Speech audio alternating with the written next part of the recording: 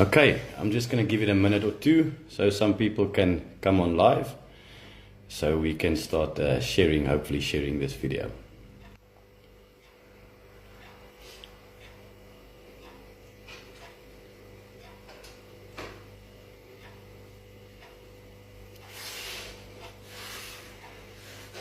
Okay.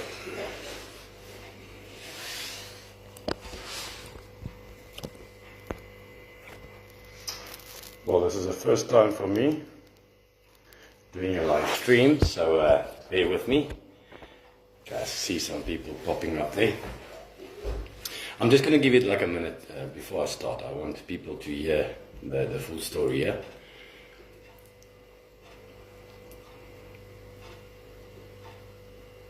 Okay. Just give it a few seconds.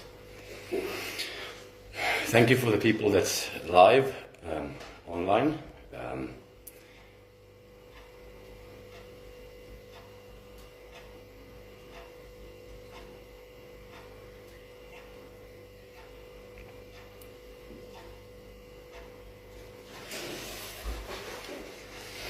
I promise you it's going to be an interesting discussion, so I hope people can share this wide as possible. My intentions are good, actually, but I do have to get this information out.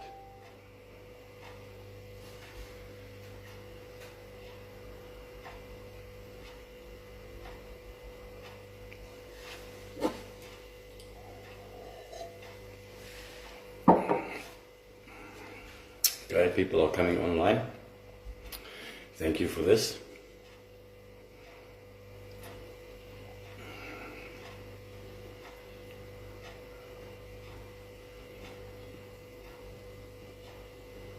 Okay, I'm just going to start quickly and go through a short. I'm going to get to the facts now.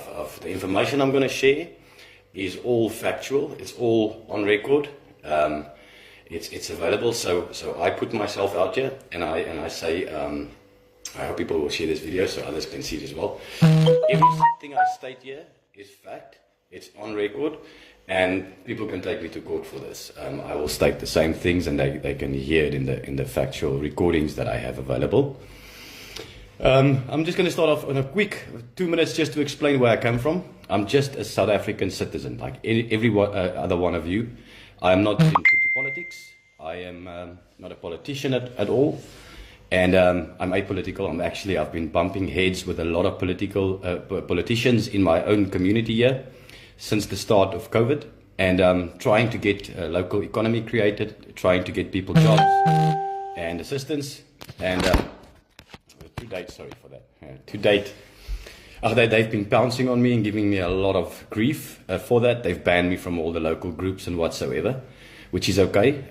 I did say on my last few posts that I will not stop. I will continue, and I will go as far as I have to reveal and expose them, which I am doing. Okay, so the information I have is it comes a long way. It comes a long way, and it involves very, very big people, politicians, presidents, ex-presidents, ministers, chief justice. Like I said in my preview, I started debating with politicians about 2 years ago.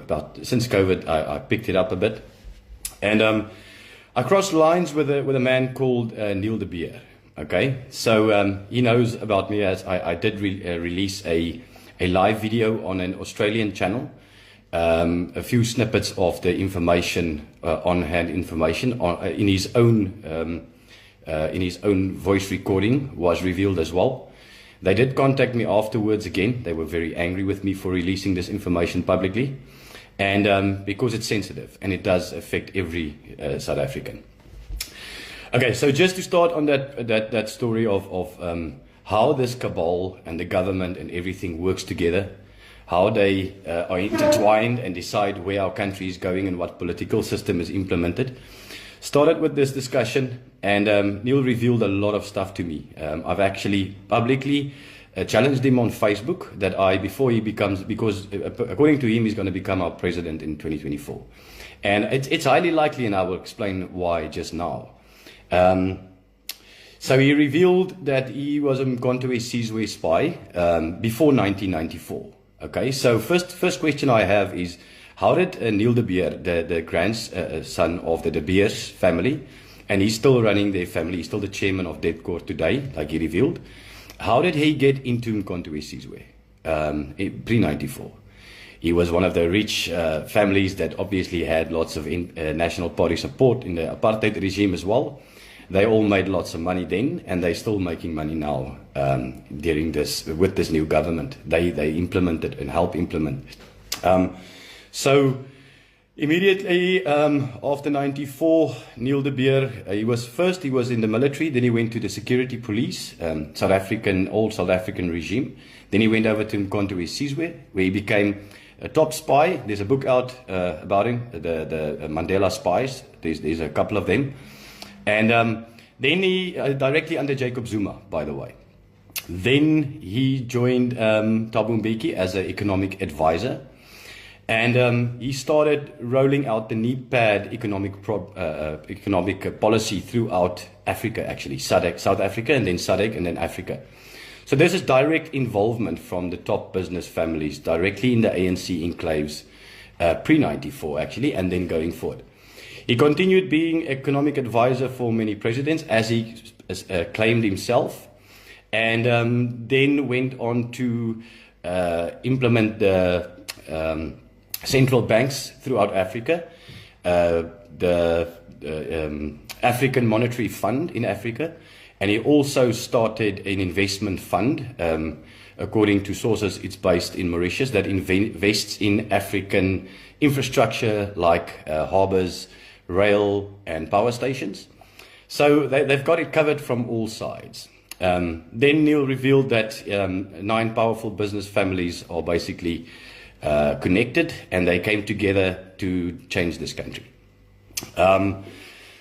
That include under a guy called, many of you probably haven't heard some of these names before, under a guy called Michael Louis, which is a powerful banker. He owns banks in Europe, and he owns is a big landowner as well. And so you mentioned the Ruperts as well, and Graham Power, and all of these 9 powerful business families. Then he went further to reveal very, very serious information that to me is quite a shock. Many white South Africans will find this as history, as maybe part of history, but many black South Africans will find this highly significant, because it concerns the killing of Chris Hani in 1993. And obviously that information was shared to South Africa that it was the right wing that killed Chris Hani. And it's been used ever since to divide South Africa racially. Every big ANC and EFF march and they call Chris Hani, the name of Chris Hani. But then I asked Neil bluntly, who killed Chris Hani? Because I believe it was not the right-wing people, or the white people for that matter. And so Neil said immediately, no, it was not. Only 18 people alive at the time knew who killed Chris Hani. So that immediately tells us that it was not the right wing or the white people as claimed. But then he went further to say, I said in the recording, in the discussion, I said, I heard in previous SACP and South African Communist Party functions that they were singing Zuma tell us who really killed Chris Hani. So he went ahead and said, okay, 18 people alive knew. Zuma definitely knows, because he was head of Mkhonto Sizwe intelligence at the time, and Neil de Beer worked directly under Jacob Zuma. And he then claimed that he also knows who killed Chris Hani. And that information I want to come out in South Africa, because I need the black people to know that information as well. It was not the white people or the right wing. Maybe they are the ones, Clive Derby-Lewis and Janus Wallers were the ones that pulled the trigger, but they were not the one that called the shots to kill Chris Hani. And I believe Chris Hani was in the way. If you look at his public statements and information about him, he was very critical of the ANC at the time. meeting with, another thing he revealed very clearly is Mr. De Beer refers to Evie de Klerk and Rolf Meyer and these people as traitors. They betrayed South Africa because before they negotiated for South Africa, they negotiated indemnity for themselves, and there was agreements come to between themselves and the ANC.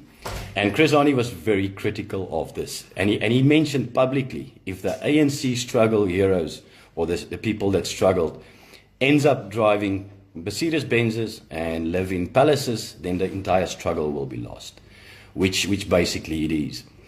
So this is also why Jacob Zuma comes out every now and then. I believe he was caught with his hand too deep in the cookie jar, and now he sits with this tool and some of these secrets, and he's threatening the ANC. If he goes down, obviously he's got nothing to lose. Then he will make this public, and he will bring a lot of people down with him. So then Neil de Beer went on to explain how they run the economies, physically run the economies of Africa, not just South Africa, Africa, through the investment, what can I say, funds and whatsoever.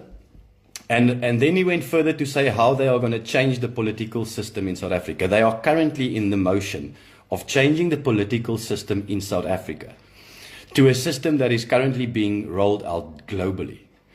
Okay, so, and he went on to explain how this system will work, because at the time Neil de Beer thought I would probably join his UIM movement, which is also very highly connected with some of the other new movements popping up in South Africa. I have confirmed that. To me, it's a color sports.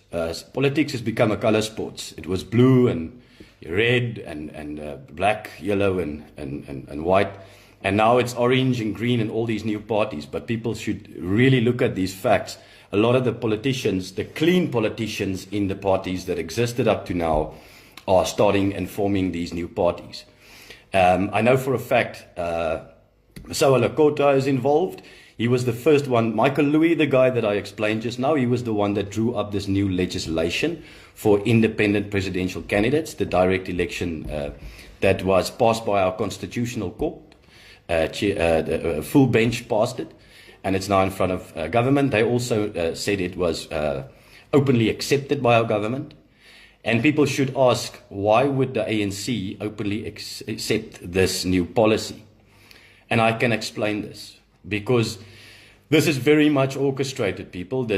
Since we had this discussion in October 2020, that's when we had it. I sat with it till now. I did share snippets. And but I was very much concerned for myself and my own safety and people around me.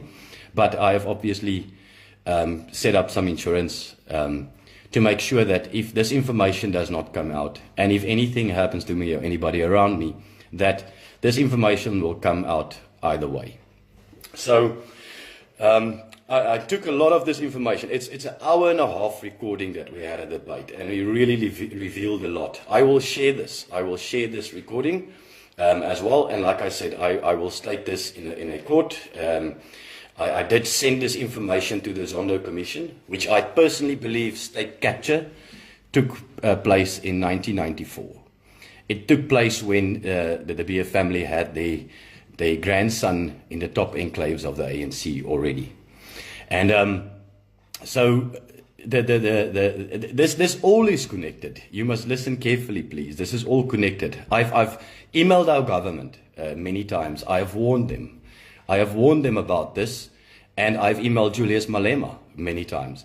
I must admit, the only person that in our government that had a concern for our country and for its people was Prince Buthelezi from the Zulu Nation.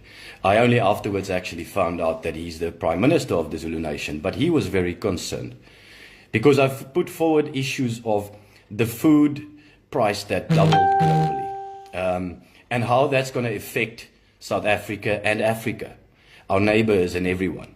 I've put all these issues forward to them, and he was the only one that responded positively. The rest of these politicians, I can assure you, they are all in it for their own gain.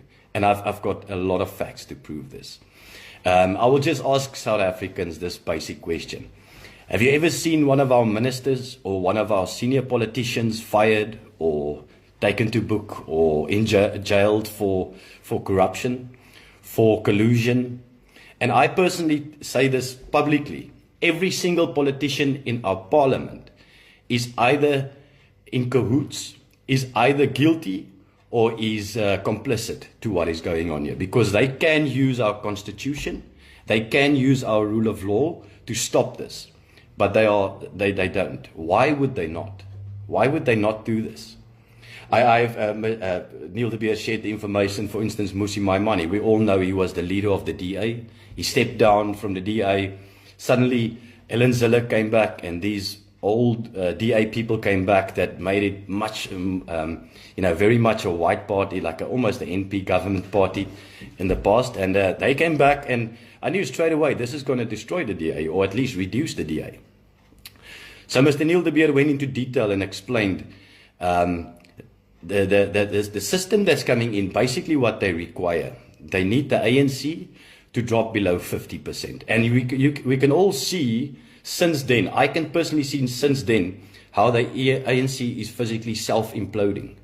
Because they need them to drop below 50%, and they need the DA to drop as well. That's why the DA is also self-imploding. So they can bring this new coalition government that they have already planned out to the T.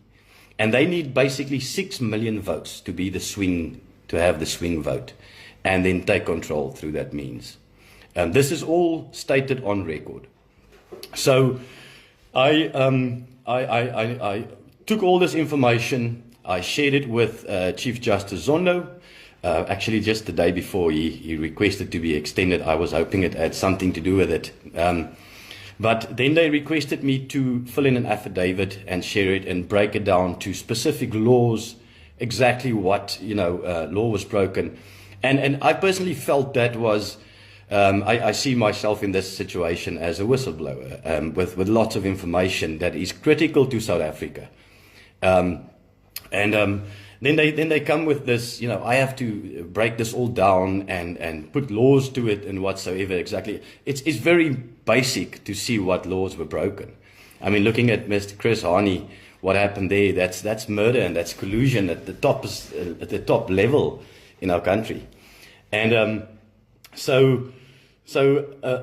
can't do that. I can't do that. I tried to reach out to constitutional lawyers in the region as well, top lawyers in South Africa, and they just basically ignored it. I sent some of the information to some of our newspapers, and just to get, especially some of the ones like Daily Maverick and those guys, to get a response, and nothing whatsoever. So then obviously I looked at Mr. Rupert and his role in this. I looked at the fact that all the mainstream media published that Rupert threatened to stop funding to the ANC and requested that they start acting and arresting people on corruption. This was public in mainstream news. So I doubt that that is fake news. If it is fake news, then we have a serious crisis with our news media in this country. Because it's also owned. It's definitely owned. I mean, I just look at Mr. Rupert. He's highly involved in e-news as well. He's got a big stake there. He's actually got a big stake in South Africa, the whole country, the food supply, the minerals, the whole country. And how these guys collude and operate, it really gets to me. And I believe South Africans should stand up to this. If these guys implement the system they have planned, and it's all very deceptive. It's really all very deceptive. The chaos that ensues currently on the go and ensues in our country are all orchestrated. And we will come to a point that whatever system they put forward, which they planned, we will accept with open arms. And by that time, we will basically have no means to fight it. We will have no means to fight it. So the only time to fight this is now. So why I said this goes for every South African in the country is I think we should start looking at this logically. 1994, people started looking at working together and taking this country forward because we're logical people. We're 60 million people in this country. 40 million is not going to go. 5 million, 4.5 million has got to go, not going to go and go anywhere. or go down. So we needed to find solutions, and South Africans were never given that opportunity to find solutions. All these things that's brought in front of us, listen to Julius Malema with this land issue. All this time, this land issue. And now this last few times on his public podium, he clearly states that all land will be owned by the state. Now my question is, who owns the state? They will physically own the land. They will physically own the food supply in this country. At the moment, I can promise South Africans, they own the politics, all sides of the politics. It gives us option to choose whatever they put forward there. If it's ANC, if it's DA, it's all controlled by the same people. So what I will request with this information, like I said, any single one of you can test me on facts. I can share, if you request, I can share the audio to you. I was contacted back after I shared snippets. I was threatened, my life was threatened. I was told I was going to get killed and I was going to get hurt and all of these things. And so I did touch some nerves. I know for a fact I was told I touched some nerves, not just in South Africa, but outside as well, with what I shared. And so I will get this information out publicly. And I want it to be tested. I want these people, these same people that's been involved since apartheid, they made money out of this country and they're still making money. And now they're going to take over control in this country. I can assure you guys that guy is pretty confident in everything that he says, everything that is planned, that he will become the president in 2024. And people will accept that. And because of his struggle credentials, the fact that he was in ANC Konto Esizwe, he will be accepted from that side. And because he's got this new he's turned out over this new leaf, and he's walking around with God left, right, and center on his lips, that all the white South Africans will also accept that, which I see them do a lot. He's got a lot of followers, and it's growing, especially Afrikaans people and white people that are concerned for our country and where this is going. So that is basically the message that I have. I say this very clearly, like I said. Let me just check, put a couple of things down here, if I missed anything.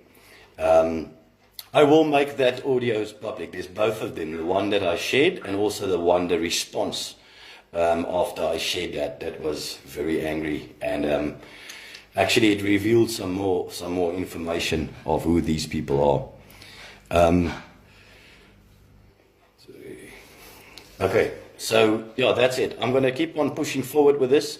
I will get this in front of Zondo Commission. I will get them to look into this, because getting all technicalities and technicalities to basically shun this, it's not going to stop me. I promised our government I will leave no stone unturned to bring peace to this country, to stop the murders, to stop all the hatred and racism, blatant racism. And nobody else is fueling this except for politicians. Listen, it comes from our government, from our politicians, from their podiums. It's blatant racism over and over and over. And I warn South Africans today, if this is not stopped, if we don't do something, all races and all cultures, if we don't do something to stop this, it's going to end up in chaos in this country soon. And that will be bad for every single one of us. And it will not stop in South Africa. It will go to our neighbors as well, and food security will become the biggest issue. So if there has to be a conflict, I'm warning Julius Malema as well, if there has to be a conflict in this country, it will not stop in this country. It might kill many white people, and it might kill many black people. But the biggest problem comes after that, with the starvation and the famine that is coming. And that I can assure you, that's fact. People need to go and look at this. Look at the food prices that are doubling, and now they're starting to increase even further. And I'm talking about grain. I'm talking about corn, maize. I'm talking about grain, global prices, not South African prices. So I'm very concerned about this, and I'm not going to stop. I'm going to keep on driving this, and I'm going to keep on sharing the information publicly. And I want black people, colored people, Indian and white people to see this information, because I can assure you my intentions are to stop this racism and this divide that is orchestrated, that is planned. Because the more we fight each other, we can't see what they are doing and busy implementing in this country. We all see the laws changing. There's laws now. You cannot even say you can't even share your opinion publicly anymore. Then you can be taken to court. Now, I requested, because they threatened to take me to court after my initial video release. They threatened to take me to court, and I said, please do, because that will give me a platform to share all this information publicly. Because I need to share this information. I've got it from the horse's mouth. It's not me saying it. I've asked maybe 3-4 questions in an hour and a half's recorded phone call. And everything makes total sense, people. I promise you that. And I want the rich white people in this country, with their control, must come and explain to South Africans what they are doing to this country. Because they're the only ones gaining. Them and the political cabal, the political connections in this country.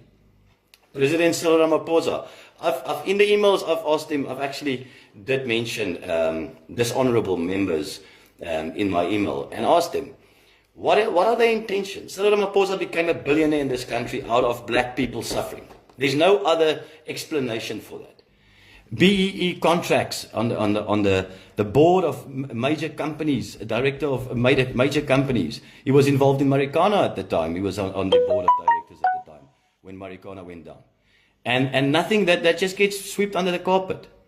And white South Africans gets blamed for everything. I'm proud to be a white South African. I am proud to be a white South African because I want to see this country going forward for everyone, for every single one of us. Because there's no other option. The only other option available, people, is conflict in the end. The way these people are going on and what they've got planned for this country. We will own nothing soon. We will really own nothing soon. They are taking total control of us. Okay, I hope this reaches a lot of people. If there's anything that you require, if there's any questions, please pop some questions. I don't want to keep this too long because I hope people will share it. And like I said, this information will come out in public one way or the other. It's with or without me. Let me be honest. With or without me, it will become public. Okay. So I hope to talk soon. I will be sharing some more information. What I'll do is I'll break down the call, the audio call. It's very long, like I said, more than 90 minutes. So I'll break down the specific sections that are important, and I will release it one by one. I'll make it public so people can share it and hear with their own ears and see with their own eyes what is going on here. Okay, the fact that Chris Hani was murdered by politicians, and I strongly believe it was not just the ANC involved. At the time, elder people will remember what transpired there. So please stay. I've got tons and tons of friend requests from hundreds of people already. I cannot accept all, obviously, but I will share this information and I'll keep on making it public from today onwards.